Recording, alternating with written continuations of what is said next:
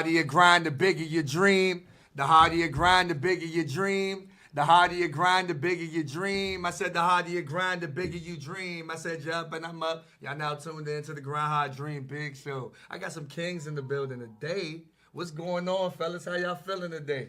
What's up, good man? Appreciate it. How y'all feeling though? Feeling good. Y'all good? Y'all good? Go ahead, introduce yourself. Feeling honorable. You said honorable? Yes, sir. Okay. How y'all doing? Appreciate you, Jay, having me on your show, man. My name's James Hutchins, founder of Incarcerated Males and Females Incorporated. Yeah, how y'all doing?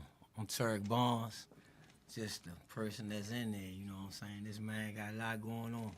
That's all right. So if we take steps back, how did this idea come to life, and what was it that really drove you to this point?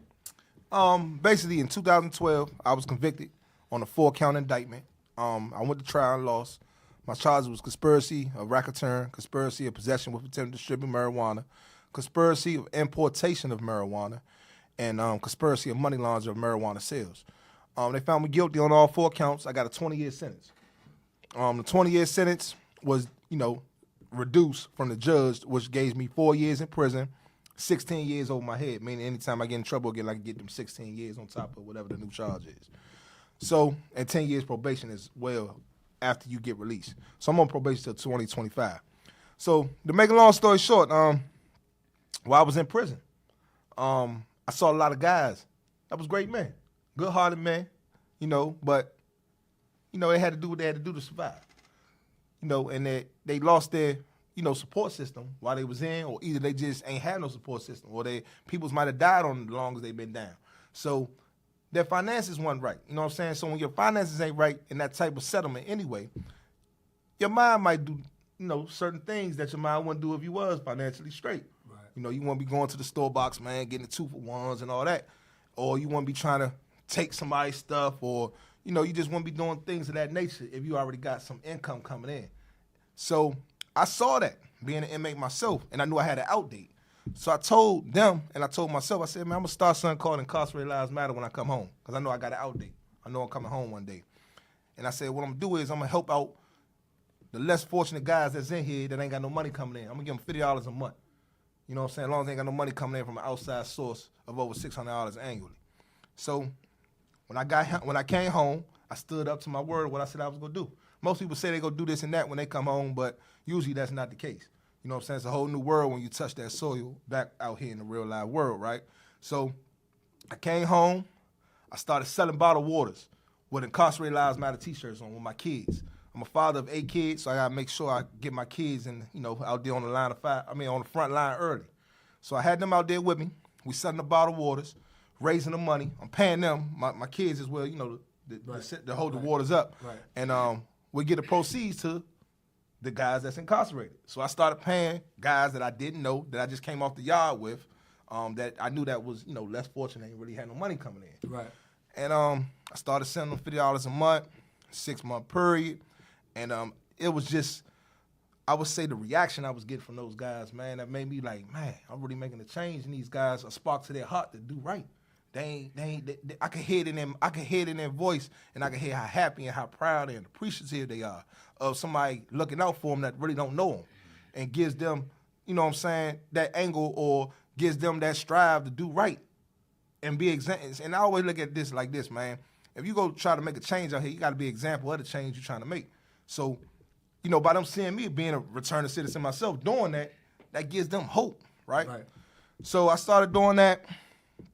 And then my mind just started going everywhere, man. I started another thing called transportation for visitation, because I know that visitation rooms is something that people look forward to as well while they're incarcerated. And that can be a change of how their day go, or how their week go, or how their year go. If they don't get no visit, or if they do have a visit and they ain't the right visit. So I said, I'm going to start something where I'm going to take families to visit their loved ones for free. With no charge, and I call it transportation for visitation. And because I saw guys out here taking advantage of I would say the incarceration world, charging people $50 a seat to go see their loved ones. That's crazy. You know what I'm saying? So I felt like, I'm gonna do it for free, because I know how important that is for a man's bid, and how important that is for them not to be bitter when they come home from incarceration or on that phone, while they on the phone with somebody being bitter. You know what I'm saying? That could lead to a distressful relationship with your kid or whoever you talking on the other end of the phone. It might stress them out. So if you just work with the guys while they're in there and make sure that they're getting these family values and finances, always take care of things, to make kind of things a little better, then you can get a changed result, man, instead of the same old narrative or the traditional way of niggas incarcerated ain't shit. That's what they... Yeah, that's what they say. Right. You know what I'm saying? Yeah, I feel what you're saying. So, I just got a vision of that. And from there, man, I'm still doing the books program, which is the $50 a month for 6 months. And I'm still doing transportation for visitation. And then I said, man, you know what? I need something to have when these guys come home. Right. See, it's like a pattern. I put it in, but God put it in that pattern because I ain't really had this pattern to go like this on my own plan. Right. So, I started a re-entry or a halfway house, they call it, but I call it, we're getting to that, you know what I'm saying? Yeah, nah, for sure. Nah, it's a lot of gems. It's a lot of passion, my brother. A lot of passion, and I love it. Thank you. And the reason why I say that is because, I think a lot of people look at, your past mistakes, your track record, like, oh, you did this, or oh, you did that, or you've been through this, or you've been through that. What was that notion, your childhood and, school? How did that, play a factor? My brother always say, we had the same mother and father, and we came out of Alexandria City Public Schools, right, in Virginia. And my brother, he's the superintendent now of Alexandria City Public Schools. And he tells people to this day, his staff, his students, and everything, the public schools failed my brother. Because we came out of the same household, however, I went a different route. Because I was labeled as, once you get in trouble in school, too, once you get labeled as that kid that gets in trouble, it follows you all the way through your time. And it also makes you in your mindset as a kid, shit, I am a bad dude, so I'm going to be bad. You know what I'm saying? So he always stresses that now to this day to his staff and everybody of saying that he feels that the school system traditionally failed our youth. And I was a youth at that time. So I didn't make it past school. I dropped out at the age of 16 when I found out I had I got incarcerated. Yeah, I had went to juvenile. And also I had a baby on the way at the age of 16. And I dropped out of school. And I was, selling drugs and stuff. So I look at, that's where it all starts at though, man, in school systems. If you messing up in school and you trying to substitute, the streets or being in the streets more instead of being in school more, you're going to get the results of what comes with that being in the streets more. Right. And the consequences that people don't talk about. Right. Of, getting jammed up or maybe losing your life. Right, yeah. And that's why I say, the streets, they don't love you. They don't love us as people either, because it's just I feel like, for me, I wasn't the kid that was, I wanted to be, hood, gangster, or whatever like that. I always looked at it like, all right, school, I'm here. I got to do what I need to do, get these grades, learn as much as I can, move on to the next level. That's how I always looked at it. But as far as environment and seeing that too, it's hard for us out here because when we talk about influence, the things that we see, things that we watch, we may be triggered or tempted to do these things. So how were you able to deal with temptation on the other side of it, knowing all right, well, I did this is the consequence, I can't go back. Yeah, well, when I got incarcerated, that was my first time being in prison. I did a little jail bid, but prison's something different. So when I got caught and seeing how serious it is, you know what I'm saying, once you get behind those walls, it kind of changed my mindset and my perspective on, taking advantage of just selling drugs and stuff and thinking it's going to be all good. Right. Once you see the other side of the game, man, I don't wish prison on anybody. So, growing up, I ain't gonna lie, watching Menace to Society what made me turn into a gangster. You know what I'm saying? I wanted to be like Old Dog at that time, back then. I was probably, 12, 13 years old at the time. So I can imagine now, that's like, kids now gonna see Menace to Society times 10 with social media in place now. Right. Social media wasn't in place back then. Right. It was just Menace to Society that I saw at the movie theater and made me want to be shooting my gun sideways and stuff. You know what I mean? Right. Like Old Dog did. So I can imagine, I can see how the mindset of these youths now that we look at the social media aspect of things and how much they can see on there, that's giving them, like I say, Menace to Society times 10 now. Right.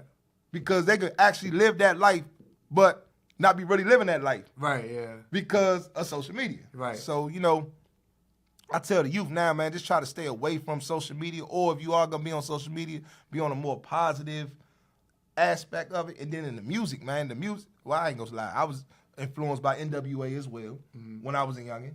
You know what I'm saying? So that also brings the effect in of me wanting to do criminal activity from listening to that music. And we gotta just know the triggers that makes a young man's brain want to do wrong and not really know the consequences. And we just gotta be real. That's especially if you've been through it. So, you know, that's what we try to explain to the youth now. We got a program now that we call incarceration prevention for the youth. You know what I'm saying? Where I try to, you know, actually my son is one of the mentees that I got. You know, in his mind he want to be a rapper, but he want to do that, talk about people in their raps. What's it called? Drill rap or something? Yeah, drill rap. You know, there's different layers to it now. Like, you know, for me, I ain't gonna lie, it's a lot of rah-rah music going on. Exactly. There's not that many people that's teaching, you know, like, all right, man, you know, how it was, storytelling. You know, me, I'm more the conscious type of person. I like the J. Cole's, the Wale's, you know, people like that. That's me. But I don't really like the rah-rah music because I feel like the rah-rah music kind of like dumb you down a little bit. But that's just me. You feel me? That's facts. You know, that's respectful. That's how I facts. feel, you know. But yeah, I think that's dope though because, you know, you've transformed now to, you know, the project and what you were basically about to say about, you know, incarcerated lives matter and having the halfway house for them. Yeah, the world's first whole way house. Because yeah, we don't do nothing halfway. Right. So I remember that. That's why I sat there and said it. So I call it the whole way house. You know, and from that aspect, man, the whole way house really came because I had a guy that I had already signed up for that was being ordered from a judge to be released to my program, which was called the Welcome Home program. And I was just partnered with another person that had a transitional home. And the guy got granted to come home after doing 23 years straight in prison and had a 50 years to life sentence as a juvenile, right? And he's the first guy that came home to the Incarcerated Males and Females Incorporated program. You know what I'm saying? And a federal judge granted him. So to make a long story short, I had a partner that was going to give me transitional homes for all these guys that's come home. I had a vision. Look, I want to bring these guys and have them housing and pay for their housing.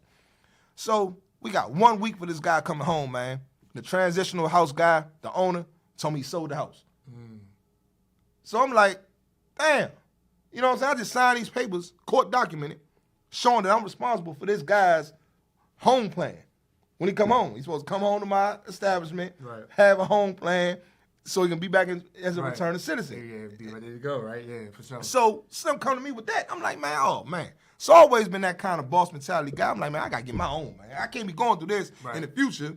And, you know, you in a jam like this. Because when you get in jams like that, it can make your decision and your mind do stupid stuff. You know what I'm saying? So what I did was I researched in matter of that week. A guy was painting my house at the time. Said, man, I know the right person for you, man. She has a transitional home for returning veterans. And she got a room at home. And she got some properties. I be painting her house. That's what the dude was telling. Because he heard the conversation actually with the dude who had the transitional home that I was on the phone with that said he sold the junk. So he heard me mad. I was mad, man. You know what I mean? Because I'm like, damn, man, I done gave my word to this dude. Yeah, you frustrated. The judge know that he's coming home to the organization as a home plan. So he saw the frustration in me. So he gave me her number. I called her, signed it up, went saw her, let her know what my vision was, what my plan was. I want to bring guys in here that's returning home from prison. And this is what we do. She accepted it. She asked me for a deposit. Let's start now. I didn't have no grant money or nothing. I paid out of my own pocket the deposit plus the first month rent, which was $3,340 a month, because she charged me per room because it was under my business, my nonprofit. So it wasn't like regular rent. It was per room rent she charged me. And that joint came up to $3,340 times 2. So I paid that, and we moved right in. Had in enough time for that guy to come home, that he let his parole officer know that he was coming home to, let the judge know that he was coming home to the Incarcerated Males and Females program.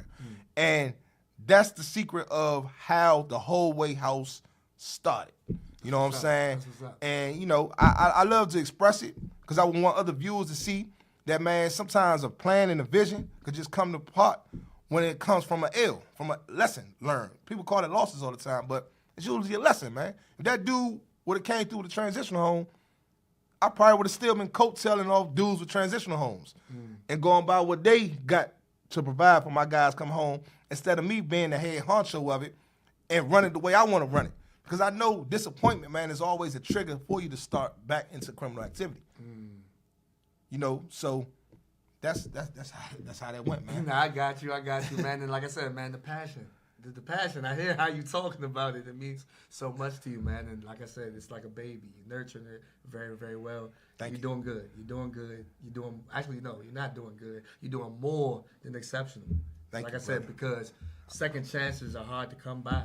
A lot of people don't get second chances, and you literally betting on yourself right now in this very, very moment, man. And that's inspiring. During the pandemic. During the pandemic, man. Thank Seriously. you. Yeah, seriously. Thank you, brother. I appreciate No, that. seriously, Real talk. seriously. So we talk about, like, you know, how would we define what's gangster? Because, you know, I want the youngest to know that this ain't the route that you need to go. Like, you don't need to be, you know, put the guns down. You don't need to be a gangster, this, that, and the third. It costs more to be a criminal than, you know, nowadays, right? It's crazy. Facts. You know, because I read books, I do research, things like that, right? I just try to stay informed.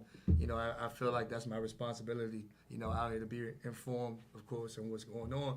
So, what is gangster? Could we define it? And, you know, what's not gangster? Like, what do you think gangster means to you? Well, gangster means to me, you know, somebody that's just accepting that lifestyle, of a gangster lifestyle.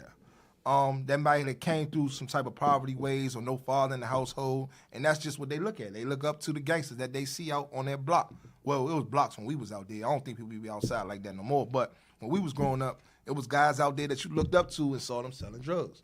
And they doing gangster stuff, shooting people, whatever, you know, selling drugs to people.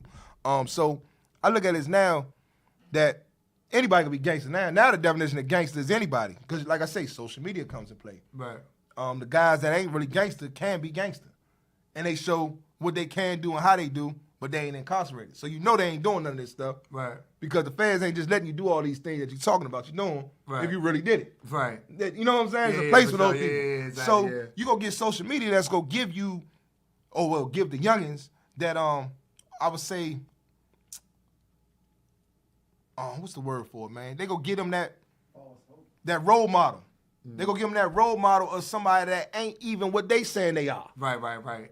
So gangster really ain't gangster now. You know, Yeah, for sure. it ain't no real gangster. You know what I'm saying? Because you never know if this. I mean, it might be some guys on. Usually gangsters only got a social media account. Yeah. Because why would they put that stuff when they know they Yeah. doing all this gangster stuff that Right. they know that's gangster, Right. and they gonna just put it on social media so Nah, they they can ain't go doing to that. gangster school. Yeah. Gangster school is prison. You know what I'm saying? And gangster Right. college is death. Right. You know, you gonna get killed or wounded. Right. So, you know, I look at it like this, man. The youth gotta know what they're not getting enough of the other side of the game, man. The other side of the game is when you gotta go in there and you gotta go to prison, somebody hitting your girl, somebody taking your wife, or whoever you was calling your girl at the time. Now, somebody else got it. And you gotta call home and hear about that. Right. You gotta be in a 6-foot cell, 6x6 all around the room with another man. Smelling whatever he doing, whatever he wanna do, whatever mindset he got, whatever time he got, you gotta deal with it. We gotta talk more about that part of it. It ain't no scared straight tactic, it's the facts. And these mothers gotta stop lying to these kids saying your daddy in college or something. Let them know the truth. Your daddy in prison because he did some wrong shit. So that you can know, I'm not trying to do the wrong shit. Right. If you tell him he's going to college, he might say, I'm not trying to go to college. Yeah. You see what I'm saying? Yeah, no, I got you. And I mean, you know, to piggyback off of what you're saying, you know, for me, I look at it like, you know, I think gangster to me is really like availability. And the reason why I say availability is more so like you doing something positive and being available for anybody that you care about. Like your family, you got to be there. That's front line. You need to be front line for your family. You need to be front line for the people that you love, taking care of the people that you love, being an asset to them, right? Not necessarily being a liability. You know, like I said, for me, That's I real went to college. gangster. I went to college. So, you know, I got my high school diploma. I went to college, got my degree. Like, and to see youngins now not to have the hope, not to, you know, like to feel less than, I would say that that's what, you know, gangster to me is. Like, for me, like, of course, watching movies and things like that, like the Paid in Full, the, you know, Menace to Society, like you were saying, the Get Rich or Die Trying. You know, now, of course, like, shows with, like, Snowfall, Power, things like that. Like, for me, that's entertainment, right? That's not me. But I can watch it and separate the two. And I feel like it's so hard now for the youngest, because they can't separate the two. There's so much access that they got. They got, oh yeah, I'm on TikTok, I'm on IG, I'm on this, I'm on that. Oh my gosh, I can't even keep up. I'm gonna be burnt out. Oh yeah, this is not real, but I can't tell what's real or what's not. So they fall victim to it. But we need more people that's gonna correct them and direct them, as opposed to just misguide them and, like you said earlier, lie to them. Because like you gotta be honest, you gotta tell them the truth. So I mean, I just wanted to pick your brain about that, to hear your side, and then of course, give you my side too. Yes, sir. I appreciate that. And I yeah. respect. And that's real gangster right there. I think Somebody that taking care go of your family. taking care of their family and going to college and being an example to their family as well. Yeah, for sure. A Because real gangster example. yeah, for sure. Because like I said, like what is there to, I would say like that's the availability part. Like you want to be an asset, you want to do something positive, and like you're saying before, like your trials and tribulations and what you went through before, that doesn't define who you are right now.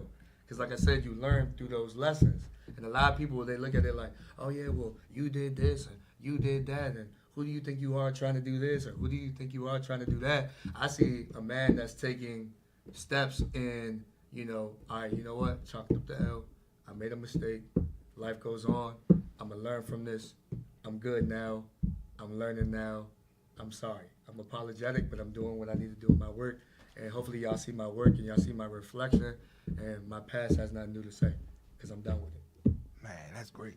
You might have do that character letter in my trial with that one. I'm just saying though, like that's for real. Great. Because the thing about it is, that makes I think sense. because a lot of people don't realize that like people look at your resume and they look at your track record and they always highlight all the bad. Yeah. But there's good in everybody. There is. So for you to do what you do, for one, I commend it and I salute it because one, it's never been done before. I've never seen it. You feel me? So I look at it like it's never been done before. And then two, to speak with it with so much passion that you have, I think that's honorable. You know what I'm saying? I think that should be commended. That should be highlighted. Like you should have a plaque for doing what you do. You know what I'm saying? Because that's you being an unsung hero to people. When people see that and they don't know that. But then over time it's just like, man, there is such thing as a second chance. Like, I can do this. This is achievable. He went through it. I'm going through this right now. I don't have to order eggs to see the sunny side. Because there's a sunny side still. And that's what you're doing. That's what you're doing, bro. That's facts, man. You know what I'm saying? That's what you're doing. That's facts, and that's just bro. me being genuine and seeing what it is. I'm calling it how it is. That's what I see. So, I would say continue to keep going and pushing this mission that you have because it's God sent. He put it on your heart for a reason, and you're doing it because you're living proof of the moment right now. And, I want youngins to know that you don't got to go the street way. You know what I'm saying? There's sidewalks for a reason so you can walk on them and create these options, right? A lot of people don't know that either. I'm just dropping gems now. But I just feel like because, we look at it in our culture and we glorify it so much that's like, oh, yeah, that's all they do. All they do is, rap, play ball, want to play around, da-da-da-da. We have to learn how to create a narrative. A lot of people talk about change the narrative. Create one first. Then you'll be able to follow through and do what you need to do. Thanks. You know what I'm saying? So, like I said, it's been an ongoing issue in the community, and I felt like it needed to be highlighted and talked about because a lot of people, one, may not want to talk about it. Two, may not have the passion to do so. And three, some people may not feel like it's an issue, but I definitely feel like it is an issue. And, we have to find solutions and better things for people to do in general, not only just, youth, but just adults. Being a neighbor to our neighbor, what does that really look like? You know what I'm saying? Is it knocking on the door and being like, hey, how you doing? Or, oh, you really need this? All right, I can help you. Oh, yeah, you need a loaf of bread? Okay, cool. You need some water? Okay, cool. And feeling genuine and knowing that it's coming from a good place as opposed to, oh, all right, well, you do this for me. I expect you to do this for me. Nah, like, let's really be a neighbor to our neighbors. That's them blind motives. Yeah. So, how has the transition been for you so far? And, like, how did you have to, because I know, like you said, when you were locked up, with certain things that you just felt like, your freedom was, taken away. And when you came home, like, what did you have to learn and unlearn? Like, what did you have to do? Well, basically, it was hard for me when I came home first. Because I was used to money, man. I was in the drug game. I was in the drug trade, I would say. So I was getting a lot of money with that. So coming home to a 9 to 5 and not making nowhere near the money, however, I had my freedom. But, you know, when you got a financial stability in your mind on the aspect on how you look at money, you know, it plays a part with you when you come home and that's not the case. So, you know, I had to deal with that and those tribulations of that. And, you know, it came with my family support, looking in my kids' eyes, knowing that they looking up to me to stay home. You know what I'm saying? So that's how I see it, though, man, when it comes to my transition of what I had to go through. But it was hard, man. It was definitely inconvenient. We was talking about that last night. Whatever ain't real, being real is inconvenient. There's no convenience in being real. You know what I'm saying? So, you know, you got to be real inconvenient to certain situations and get through it. You know, it's not going to be easy to keep it 100 and to do the right thing. You know, or everybody be doing it, I would say. So, you know, staying inconvenient is part of your I would say, your walk back to society, man. It's not easy. You'll get more no's than yeses. However, though, you got to just understand that and know that's what comes with it. You know, and know that, you know, you have a target on your back. You know, people don't want to give you a second chance. And sometimes you got to make, like, I'm going to give you a story, man. I tried to do Uber, drive for Uber, right? Uber declined me from my criminal record. So what I did was I started a transportation company. You know what I'm saying? I said, you know what? I'm going to start my own transportation company. And Uber, forget them. I don't even want to ever try to use them to drive for them anymore because I felt like I was discriminated because of my past. Right. Which I'm different now. Right. So I'm going to go and give me an EIN number, and I'm going to start my own transportation company. Right. So now I have Incarcerated Males and Females, LLC Transportation. Incarcerated Males and Females, Transportation, LLC. And I posted that one time with the decline letter from Uber. Right. It's motivation to me, man. I like to see stuff like that makes me get more on my horse. Mm-hmm. You know what I'm saying? Right. Because it's like, you know, when somebody got your back against the wall or they try to tell you a certain way on how they go tell you no or yay, but if you do this, you can get the yay. And I ain't doing nothing to get the yay. You know what I'm saying? To get the yes. Right. I'm a man, so I'm going to go through the hard ways of getting it instead of getting something thrown to me or getting something to me when it comes, you got to get something back. Right. You know what I'm saying? A motive coming behind that. So that made me more inspired to do what I need to do to open up that business. And I ain't even know nothing about transportation. I just opened it up, and now I got a real transportation company. You know what I'm saying? Because Uber did not. So Uber, shout out to Uber. Y'all denied me. and now you got IMF Incarceration. IMF Transportation LLC. That's currently in the DMV. However, though, we got a 20-passenger bus now, and we taking families. Well, COVID, we can't take no families to the prison, but that's what's gonna happen as soon as we open back up in the prisons to be able to get visits again. So yeah, and then like I say, I started Cash Uber. I told the people, my man had a strip club at the time. I'm telling it all. My man had a strip club at the time when I came home, and he said, "Look, man, these girls here, they ain't got no debit cards. They got straight cash." So I started stripper Uber. Hey, that's just me. I'm a guy like that, man. I'm a trendsetter, man. We don't follow trends, we set trends. So, you know, I give people that inspiration stories because sometimes when somebody tell you no, most people just give up on that whole opportunity instead of just saying, you know what, I'm going to come in another angle. I'm going to start my own transportation. Right, yeah. So, right. Yeah, man. Nah, that's what's up. Like I said, you know, because a lot of people, they look at it, like for me, it was just like, you know I have a voice. You know, people would sit there and say like, yeah, you got a voice, you got to use it. I was hard at it coming up. I ain't like to listen, like in the classroom, like I ain't really like to listen, like being told what to do. Talking about? Yeah. What you mean? Like, huh? You talking to me? No, you ain't talking to me. But over time, I learned, like after I got my degree in college, you know, shout out to one of my professors, you know, Dr. Thomas. He literally saw a lot of potential in me that I didn't see in myself. He was just like, you're gonna use your voice one day. It's gonna be impactful. You're gonna inspire people. You're gonna motivate people. I'm like, what are you talking about? I don't see it. And now, like I said, with this is not an accident. This is God working, like, through me and just, you know, everybody. It's just, you know, how to find your purpose, how to find your niche. What is it that you really want to do? And this really, like, was heavy, weighing heavy on me, like, okay, this is what what it is. And this is what I accept. How do I have to be better? And what do I need to do and walk in this purpose? So now I know the influence. Now I know the gift that I have. And it's meant to be shared with the world. To inspire, to uplift, to motivate, to bring the awareness. Because we don't have it. The way that we watch news is different. This is a way for people to watch. This is a way for people to be, informed, to know, what's going on, not only in the world, but in the community. Because some people probably walk outside and not even know what's going on down the street. Because they was never told that or never shown that. But now it's just literally people that are in these realms. Like I said, the DMV, like I said, you've been putting in work in the DMV. A lot of people have been doing a lot of work, and shout outs to, all the organizations, Dare to Be Different, Braxton Legacy Foundation, CC, and everybody that's doing community work, because it takes a village. Anybody that works with the youth, it takes a village. Anybody that, is teachers, educators, mentors, everybody that works, that's essential.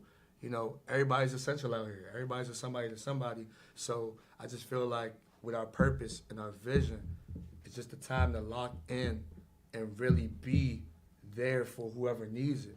I tell myself repeatedly, I'm being who I am, who I needed when I was younger. Because I didn't have that. Okay, you know what, you're doing good, you're doing fine, or hey, this, that, and the third. I had the support system, that's good. But some of these kids don't have it, or some of these people don't have it.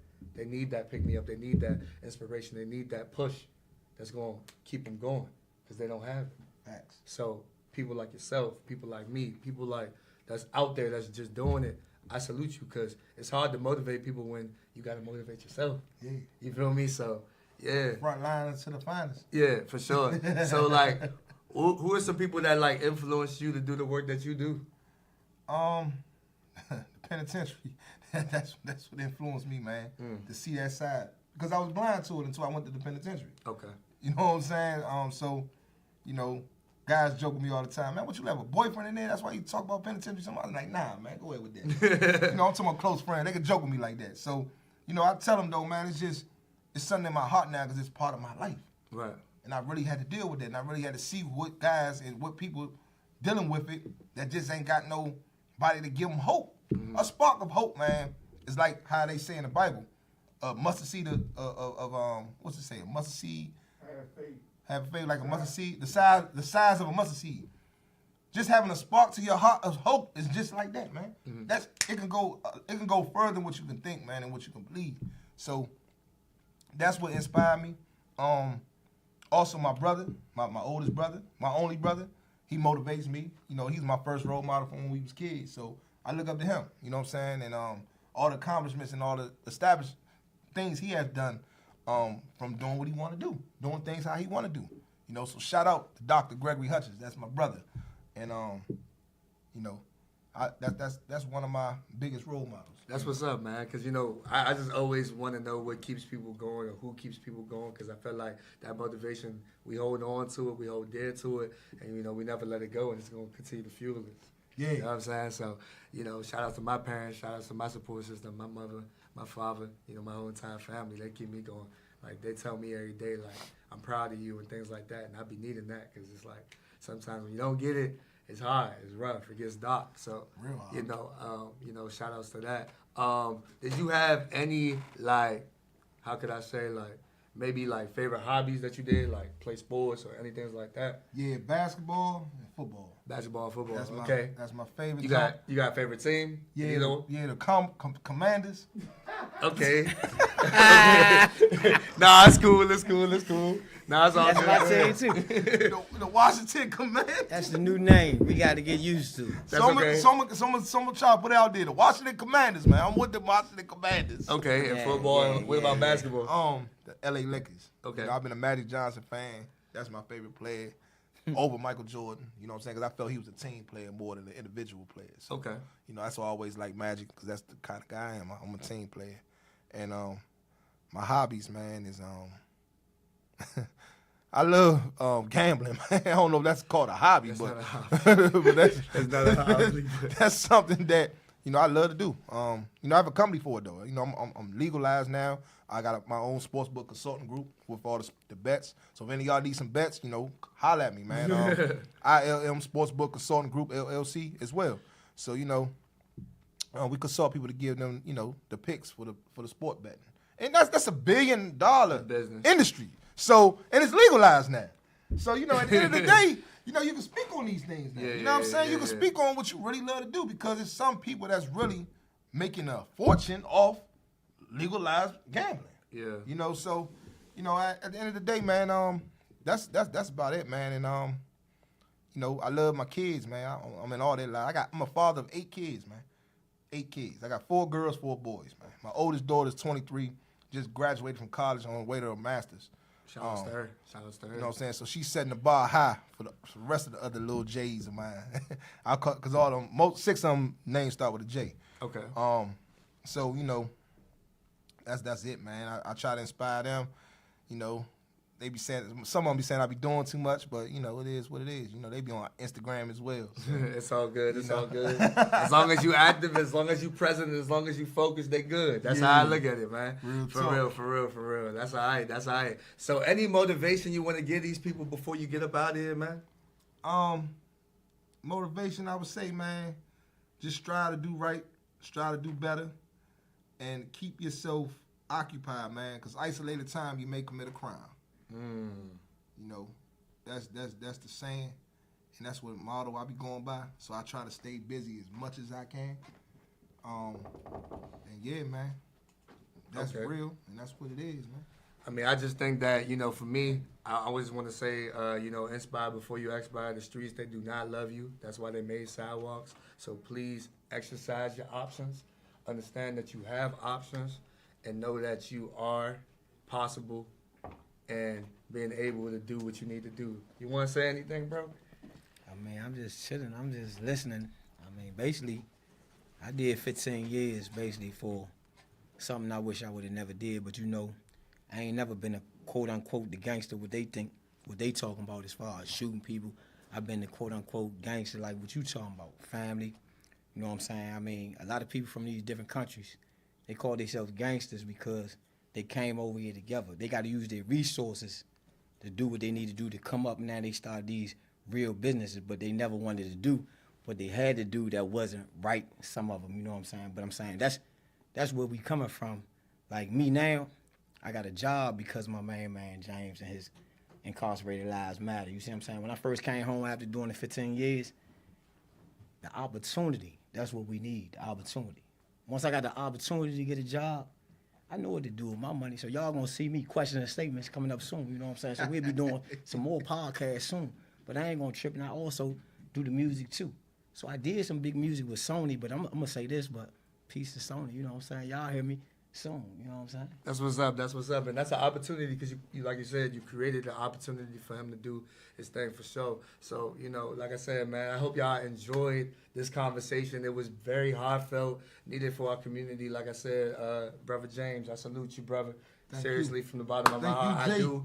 My man Jay. Incarcerated lives matter. Make sure that y'all tap in with them, support, donate, anything that you can, even like, share the message. Just share the message. You know what I'm saying? You never know how far it could go.